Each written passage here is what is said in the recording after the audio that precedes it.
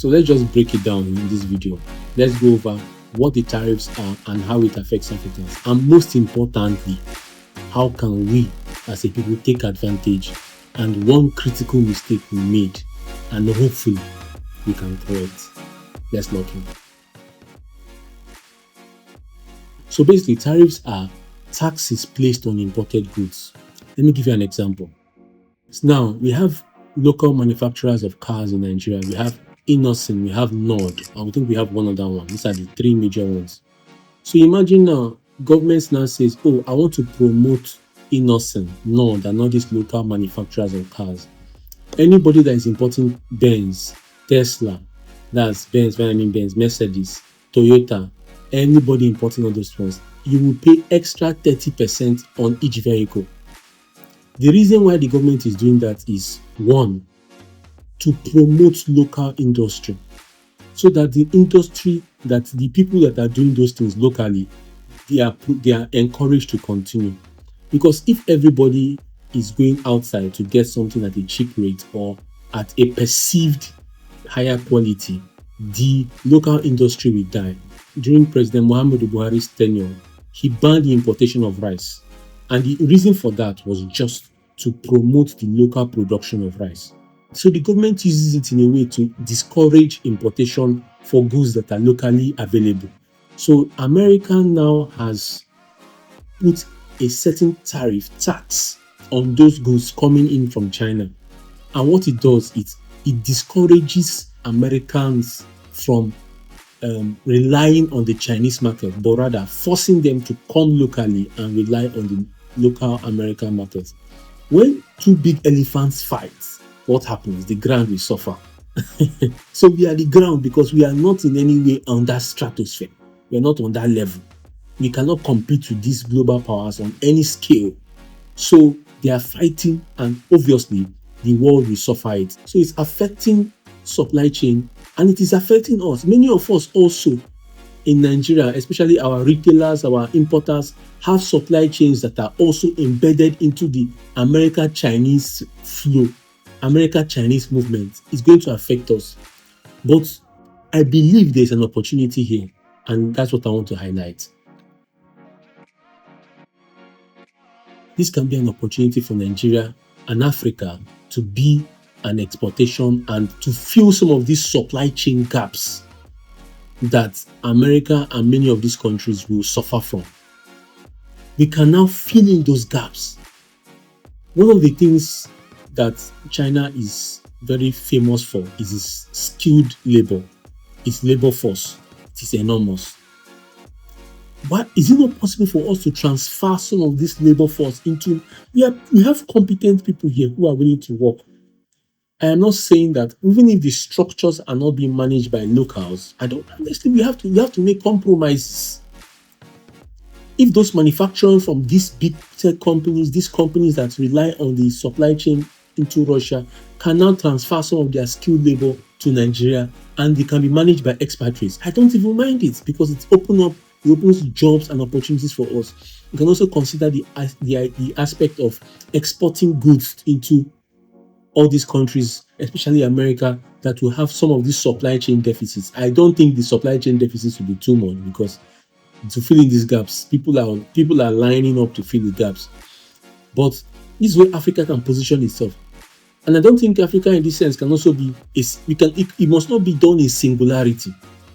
What I mean by it must not be one country per one. It can be multiple countries coming together to form a coalition to do things to improve the lives of their people collectively. We must, in a way, drop our pride. I understand the need for pride, but we have to also look at the welfare of our people. If we can also fill up some of these gaps, especially I look at the idea of the skilled labor force. We have people who are smart, agile, willing to learn, under competent authority, competent leadership. Why can't we excel? You can come and try it. It can be a test run. These are things that can be explored, because production is massive in China. Production goes on in China exponentially. Why can't we have some of those production here in Africa and in Nigeria? In Nigeria, we are over 200 million people. I am positive we're almost 300 million people. The census didn't capture us enough. Imagine if we can even have just a fraction of some of this production going on here. My God, that would be crazy. That would be massive. And it is possible. Why is it not possible? Why is it not possible? I understand the idea that, oh, China has been in this for decades. They have built a well-structured flow. They have people who have been in this, who have managed and overseen production for years. They have competent hands, basically, who have done this for a long time. But I also think that I don't see why this information, this knowledge, these systems cannot be transferred. Well, the only challenge is corruption. But like I said, if this is done with under competent hands, why can't it work? It is possible. Imagine a country as big as ours with the manpower, the fertile land. You go into the north, you are driving for hours, flat level ground, and the whole place is falling, nothing is going on. When you think about it, it is troubling, it is weird. Why are things not going on?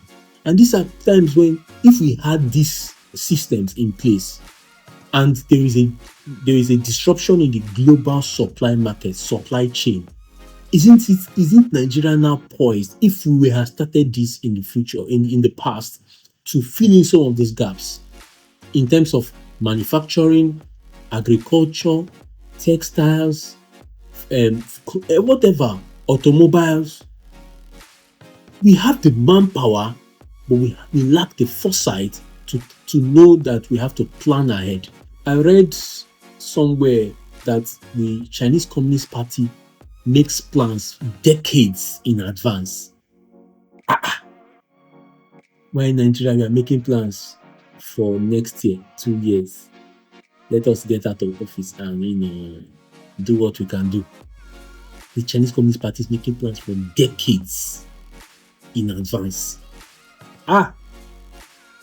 What their children will enjoy in 30 years, the plan is already drafted now. That is a place and people who understand the need to secure the future of their children. And that is the mistake we made. Now imagine we had a situation whereby we had a manufacturing hub, we had the labor force and systems, structures in place, diversification of the economy, and structures that have lasted for decades, and people who have brought out people who have become competent and who have even gone on their own to do other things. An economy so reliant on crude oil can never be a diversified economy. Even Dubai, and when I say Dubai, UAE, Saudi Arabia, and all these places that have oil that they don't even know what to do with the oil anymore, have been intentional about diversifying their economy. And they picked tourism. And the tourism has been a massive boom for them. Even if you remove the oil, what they generate from just tourism alone is enough to run their country. That is foresight. And we do not have that.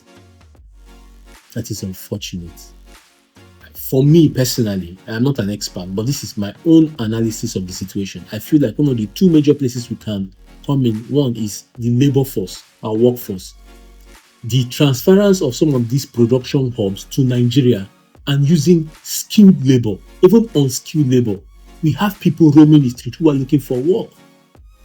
If we can tap into some of those supply chain, those production, bring some of them into Nigeria, we can incentivize these countries to say, hey, come to Nigeria, do some production here. We'll make life easy for you. You don't make life easy for investors. That's not how things work. When people are coming to invest in your economy, you don't make life too difficult for them. You have to give them a bit of leeway. Well, anyway, anything you are doing is still within the parameters of the law, but you have to still give them some leeway, because that is how your economy grows. That is it. Like I illustrated, one of the perfect examples of this was the rice ban under President Muhammadu Buhari. In my opinion, it had a lot to do with the growth and the introduction of local rice and production of local rice, and the acceptance of local rice production more in Nigeria today. So that was an effective ban, in my opinion. We can't always be looking at getting goods abroad when we can always also source for them locally.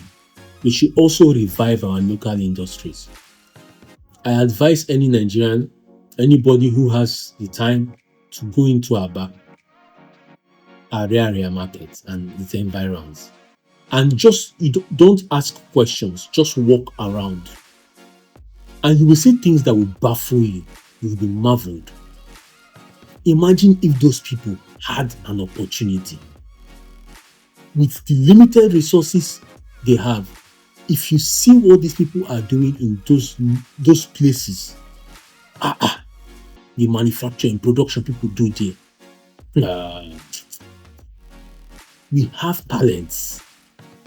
We have talents, but do we have leadership who can accept, who can facilitate, who can encourage, and who can transform this talent to become world beaters?